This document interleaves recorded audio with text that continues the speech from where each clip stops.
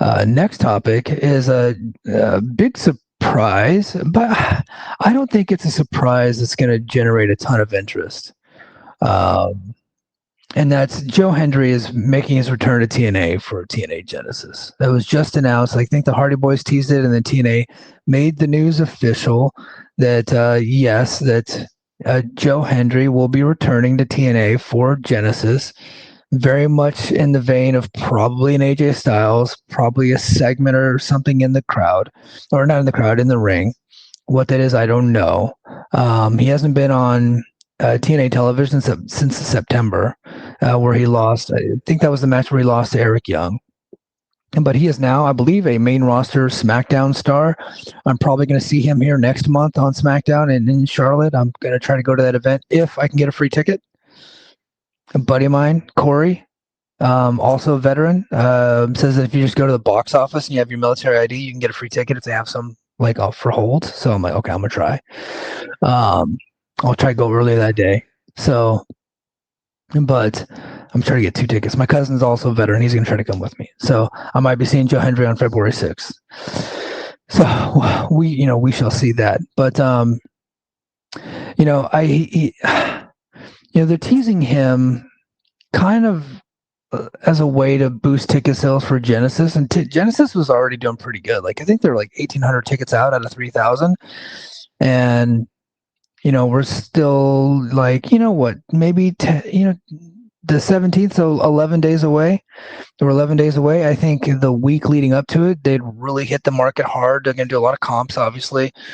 Get radio spots, TV spots, get the talent out there in the Dallas, greater Dallas Fort Worth area to get a big promotional push to get people to the building, and they'll probably do the different radio shows and TV shows locally and really hit that market hard. So I think that they're going to fill up the place both nights. They probably had, it was probably part of the agreement with the WWE to let him out of his deal early. So, is that can we use him for Genesis? Can we get like another date or two on him? And so he's going to be there, but it would be like the second time they've had a main roster WWE guy on a TNA show, the first being AJ Styles. And so, it's interesting. I just don't know that it's going to do what they think it's going to do, because having Joe Hendry on their show is not really a significant novelty, because he did spend the last 3 years here, and he literally just left. He was just here a few months ago in September, and when he was there, he was doing jobs on the way out. So there you go. Billy says, I agree with Mike. Well, thank you, Billy. I think more people should agree with me, and Billy is a good person, so a smart guy, Billy. But he says, I agree with Mike. Ciampa's best role now is an upper mid-card killer, credible and intense, and perfect for building younger stars without having to carry the brand. For sure. Completely agree. Gerard says, Matt Hardy announced their AMC match and Genesis match yesterday. Hardy's and Elijah versus Order 4, Ollie and the Great Hands, on January 15th, and Hardy's versus Righteous at Genesis. Yeah. So AMC is doing their big promotional push for January 15th. And the Hardys are a big part of that. And I think, the Hardys are a big reason why this AMC deal went through. They're very important to the TNA. And so they had to be on the first show. And I was listening to Dave Meltzer's Wrestling Observer Radio last night. And he was doing a Q&A at the end of the show, and somebody asked, like, what is a reasonable expectation for TNA's first night on AMC? And then they ran down the card. They said, right, so far, this is before Matt Hardy made the announcement, but they talked about Mike Santana and Frankie Kazarian for the TNA title, which Dave said that's very likely a title change, and that makes sense.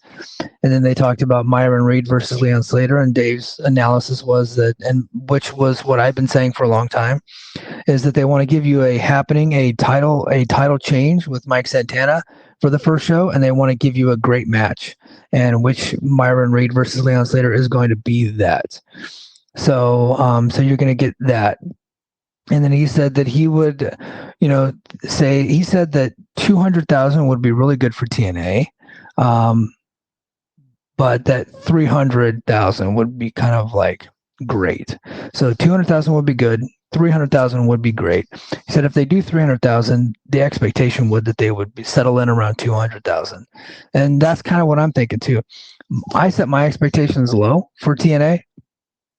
I think when you have high expectations like that, you're ultimately gonna be, when it comes to this stuff, you're ultimately gonna be let down. I'm saying like 215. BQ said 225, and then I think they will settle in right around 200,000 per week. In and around, like give or take 20% on a given week, depending on the card, depending on the competition. I think it's smart that they waited for football season to be over before they started airing the show. And I will say, I got a message from somebody. I've had a couple messages from people asking like, why is nobody promoting that TNA is going to be on AMC? And I'm just like, brother, every time I turn on AMC, every hour there's commercials for it.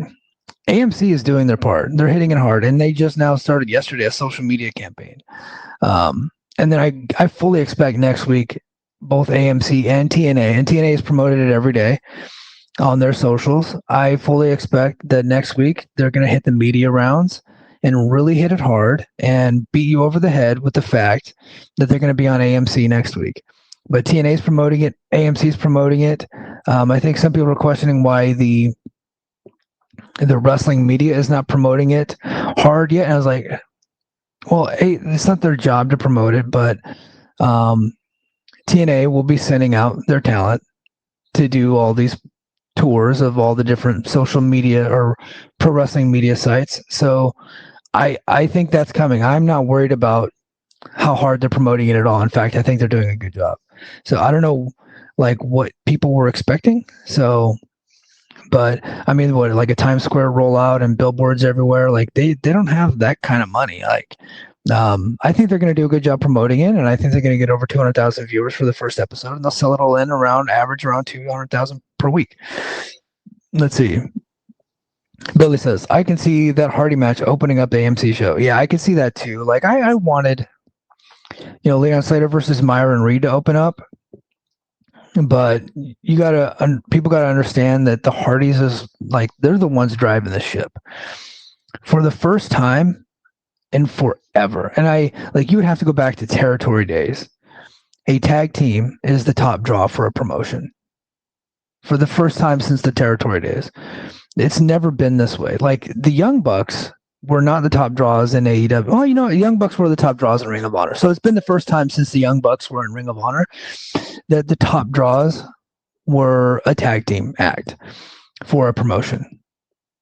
And before that, it had been since the territory days, where you go into some of these like smaller territories and, the top attraction would be a tag team. So I just don't see how you couldn't vote for the Hardys for the Wrestling Observer Hall of Fame. So I'm voting for them again, and I'm probably going to do like a whole presentation next year because I really think that people are missing the boat on this. But I think that you got to open up the show.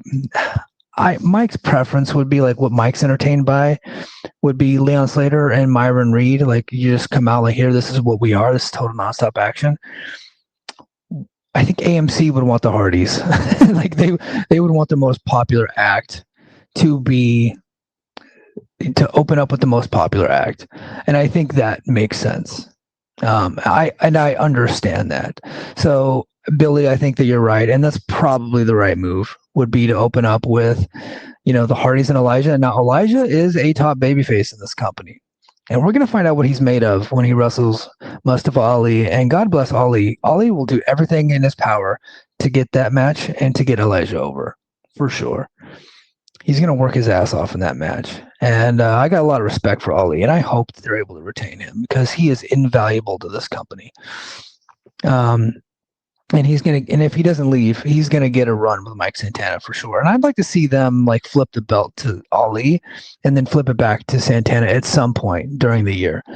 I think the Leon Slater ship has sailed. A lot of people think that Leon Slater's winning that NXT title and then he's gone. I could see that. I could see Leon winning the NXT title. I'm gonna watch the show tonight, and if Leon wins the NXT title, we'll come right back here tomorrow on Patreon and we'll talk about it. I'm gonna watch. I'm going to watch the match. I'm not going to watch the full show. And If he wins, then we got some more news to talk about, because I think if he wins, he's dropping the belt at Genesis. I don't think he loses to Myron Reed. I think he drops the belt at Genesis, and I think Cedric pins Moose, and Cedric becomes the TNA X Division champion. Like, that's what I expect. If Leon Slater wins, and I think it's an if, but a lot of people that are plugged in with WWE think that's a real possibility. George says, I think Leon should open it. Leon walking out with the NXT title around his waist, kick out the show. Okay, that's a good point. That is actually a good point, Gerard. If Leon wins the NXT title, I think they could open up with Leon for sure. Yeah, that actually makes a lot of sense. Billy says, I think TNA will do similar to tertiary WWE shows like A&E shows like Biography. They do 220 to 280. I don't know what the 220 to 280 means. Billy, explain that. 220 to 280. Okay. Gerard says, AMC already stepped up promotion on socials yesterday, even have a ticket link in there for the show. Yeah. So I believe AMC's doing their part. Dude, I was watching Christmas Vacation, and they had their own. They created a separate commercial than what you see on socials, and it was about wrestling. Where they actually had like a scene from Four Christmases where Jon Favreau is attacking Vince Vaughn and getting him in an ankle lock. And like, they said, are you tired of wrestling with your family for the holidays? Well, we got wrestling on AMC starting January 15th. So they did a whole tie-in with the movies that they air into TNA. And I was like, that's brilliant. That's perfect. Because a lot of people are watching AMC during the holidays.